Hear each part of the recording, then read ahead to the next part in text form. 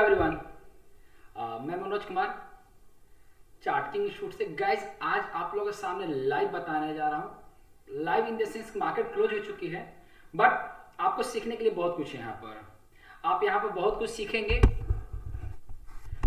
मैं बहुत अच्छा हूँ। सो देखो, हेलो सूरज, मैं बहुत अच्छा हूँ। लुक गाइस, कभी भी जब हम वेब की एनालिसिस करते हैं, आज इसमें टेक्निकल एनालिसिस भी है और वेब एनालिसिस दोनों का कॉम्बिनेशन किया है। कैसे आप कंबाइन करके आप ट्रेड उठा सकते हो। मतलब आप जब भी ट्रेडिंग करोगे तो दो काम चीजें रखिएगा, एक तो डबल कंफर्मेशन, ट्रिपल कंफर्मेशन, ये आपके लिए बहुत जरूरी है। और कभी भी ट्रेड को सिंगल साइड नहीं सोचना चाहिए।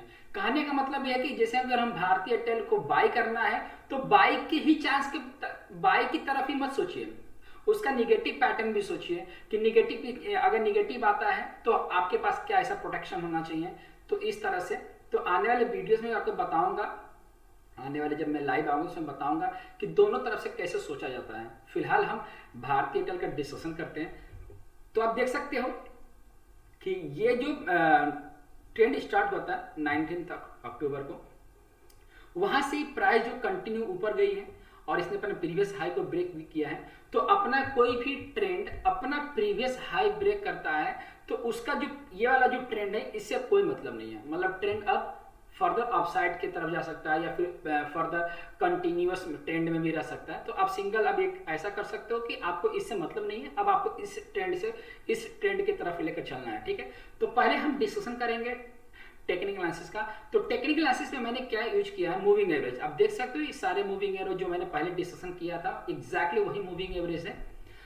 तो अभी जो रिसेंट में जो इसने मतलब सपोर्ट लिया वो 89 मूविंग एवरेज का सपोर्ट लिया, बहुत बढ़िया सपोर्ट लिया है। और आप देख सकते हो, और ये जो सपोर्ट लगा हुआ है वो एग्जैक्टली 38.2% पर। मतलब अगर हम यहाँ से यहाँ पर ये 0% और ये 100%, तो जब मैं रिट्रेसमेंट डाल रहा हूँ तो ये एग्जैक्टली 30.2% पर है। तो ये हमें इंडिकेट कर रहा है कि ये यहाँ पर लॉन्ग इनिशिएट बन रहा है। मतलब 30.2% पर प्राइस सेक्शन क्या बन रहा है, तो प्राइस सेक्शन बुलिश हैरामी पैटर्न बन रहा है। तो क्या क्या यूज किया मैंने यूज किया मूविंग एवरेज, आप देख सकते हो, इंडिकेटर। दूसरा मैंने यूज किया रिट्रेसमेंट टूल, और तीसरा मैंने यूज किया है ट्रेंड लाइन, ये भी टूल है। प्राइस सेक्शन भी इसमें मैंने यूज किया है, तो ये प्राइस सेक्शन आपका बुलिश हैरामी पैटर्न है। तो तीनों कवर हो रहे हैं, और जब तीनों मैच कर रहे हैं और तीनों का सिग्नल एक जैसा हो तो वो ट्रेंड क्या होता है, बहुत ज्यादा कंफर्मेशन देता है। जैसे मैंने आपको डिस्कशन करके बताया था, बजाज फाइनेंस का भी, निफ्टी का भी बताया था और बैंक निफ्टी का भी ट्रेंड बताया था, तो ऑलमोस्ट सब चले हैं।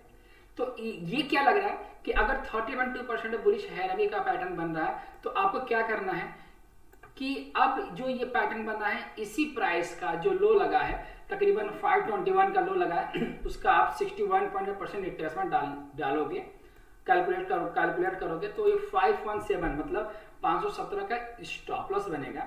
और जब भी प्राइस 30.2% पर दोबारा आती है, अभी तो 30.2% पर ही है, तो अगर 535 533 के आसपास का कोई भी अगर रेंज मिलता है तो आप उस पर लॉन्ग इनिशिएट कर सकते हो, लॉन्ग चल सकते हो, लॉन्ग की तरफ मूव कर सकते हो।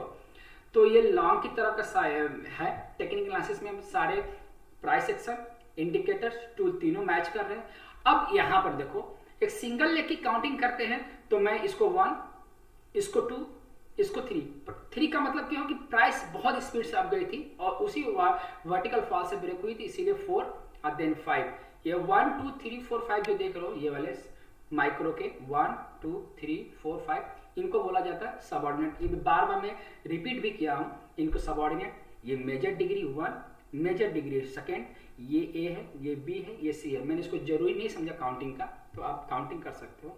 फिर थर्ड सबसे लॉन्गेस्ट वेव होती है, ये आपको कहीं भी पढ़ने को मिलेगा। तो वाकई पहले वेव थर्ड को लॉन्गेस्ट का मतलब क्या होता है कि वो फर्स्ट वेव से बड़ी होनी चाहिए। याद रखना, वेव थर्ड जो होती है वेव फर्स्ट से कंपेयर किया जाता है, हमेशा वेव फिफ्थ से कंपेयर नहीं किया जाता। इस चीज को नॉलेज में रखना। जब भी वेव थर्ड की कंक्लूजन निकाली जाती है या फिर कैलकुलेशन निकाली जाती है तो वो वेव फर्स्ट से कंपेयर किया जाता है, क्योंकि वेव फिफ्थ पता होता है कि वेव फिफ्थ क्या हो सकती है। तो वेव थर्ड लॉन्गेस्ट वेव हमने रखा है, और उसके बाद जो फॉल हुआ उसको वेव फोर्थ। ठीक है, अब जो ये मूव किया है वेव फिफ्थ, क्यों ऐसा हुआ है कि वेव फिफ्थ छोटा दिखाई दे रहा है। वो इसलिए छोटा दिखाई दे रहा है क्योंकि यहाँ पर वेव फर्स्ट लंबा दिखाई दे रहा है, वेव थर्ड लंबा दिखाई दे रहा है। तो जब तीन इम्पल्स होते हैं, वेव फर्स्ट, वेव थर्ड और वेव फिफ्थ, अगर इन दोनों में से कोई भी दो इम्पल्स इक्वल होते हैं तो थर्ड क्या मतलब कोई एक इम्पल्स छोटी पड़ जाएगी। ठीक है, अगर आप इसको कमोडिटी में देखते हो या फिर इसको फॉरेक्स में देखते हो तो ये फेलियर भी होने के चांसेस बन सकते हैं। Is that clear? तो हमने इसको सिंगल लेग पर 1 2 3 4 5 रखा है, तो अब ये मेजर डिग्री का 1 हो जाएगा। ठीक है, ये टेक्निक, जिसको टेक्निक एनालिसिस समझ में आ रहा है वो टेक्निक एनालिसिस पढ़ सकता है, समझ सकता है, और जिसको वेब समझ में आता है तो वो भी समझ सकता है आसानी से। तो ये वेब फर्स्ट मैंने रखा है। अब अगर ये प्राइस को मतलब ये प्रोटेक्टिव स्टॉप जो स्टॉप लॉस है 517 इसको ब्रेक नहीं होता है तो क्या करना है, ये वेब सेकेंड हो जाएगा। ठीक है, ये वेब सेकेंड की प्रोबेबिलिटी बन जाएगी। बट थर्ड कंफर्मेशन तभी देगा, हम सेकेंड एज्यूम कर रहे हैं, कंफर्म नहीं है, ये एज्यूम कर रहे हैं। ये कंफर्म करेगा जब वेब फर्स्ट की हाई ब्रेक होगी। Is that clear? Web first का जब हाई ब्रेक होगा तब ये वेब थर्ड क्लियर होगी। तब तक आप इस पे लॉन्ग बने रहो। क्या करना है, अब जैसे कि आप यहाँ पर लॉन्ग उठाते हो तो इसको साइड करो। ठीक है, इसको साइड करो और इसको समझने की कोशिश करना। आप अपने चार्ट पे भी ड्रॉ करके समझ सकते हो। मैं इसको फिर से भारतीय एयरटेल का चार्ट लगाता हूँ और इसको थोड़े स्मॉलर टाइम फ्रेम हम कंसीडर करते हैं। तो स्मॉलर टाइम फ्रेम पे देखते हैं, ये वैलिड नहीं मानी जाएगी, तो मैं रिट्रेसमेंट डाल रहा हूँ और आप भी रिट्रेसमेंट की तरह काउंटिंग कर सकते हैं। तो प्राइस जब आपकी जब यहाँ से बाइंग रेंज से मूव करती है, अगर यहाँ से 30.2% से रिवर्स करके निकलती है तो पहला डेस्टिनेशन जो है एग्जैक्टली 30.2% अगेन। ये किसका? यहाँ का। ये 100% है और ये 0 है। मैं लगाया नहीं हूँ, मैं आपको लगा देता हूँ ताकि आपको समझ में आएगा। देखो, हमेशा टेक्निकल एनालिसिस, चाहे दुनिया का कोई भी ट्रेडर हो, चाहे FI हो, चाहे DI हो, चाहे आप हो, चाहे कोई भी हो। Hello, my voice not clear? My voice not clear? Hello, can you hear me? तो उसको चार्ट से ही गुजरना पड़ता है, चाहे कोई भी हो, उसको चार्ट से ही गुजरना पड़ता है। Hello, can you hear me? आप लोग की मेरी आवाज आ रही है तो आप मुझे बता सकते हो। लेट्स, मैंने लगाया नहीं था ईयरफोन। आप अगर आप लोग का वॉइस नहीं आ रहा तो मुझे बता दो आप। हेलो हेलो, अब आवाज आ रही है? मैंने ईयरफोन लगाया नहीं था। तो क्या करना है कि आप लोग को चार्ट रीडिंग तो जरूरी है, ये मानकर चलो। आप चार्ट रीडिंग से आप भाग नहीं सकते, चार्ट रीडिंग से छोड़ नहीं सकते। हाँ, ऑप्शन ट्रेडिंग करते तो भी जरूरी है, इससे आपको बहुत सपोर्ट मिलता है। चार्ट रीडिंग से बहुत सपोर्ट मिलता है। तो आप रिट्रेसमेंट डालो और रिसेंट जो डेस्टिनेशन बनेगा 30.2%, अगर इसको ब्रेक किया तो 61%। तो फिलहाल आप इतने तक का तो डेस्टिनेशन लेके चल सकते हो, इतने तक का डेस्टिनेशन लेके चल सकते हो। एटलीस्ट आप ये मानकर चलो कि 61% तो कोई भी ट्रेंड हम 61% तो रख ही सकते हैं। तो ये रूल और गाइडलाइंस को आपको मैच कराना है।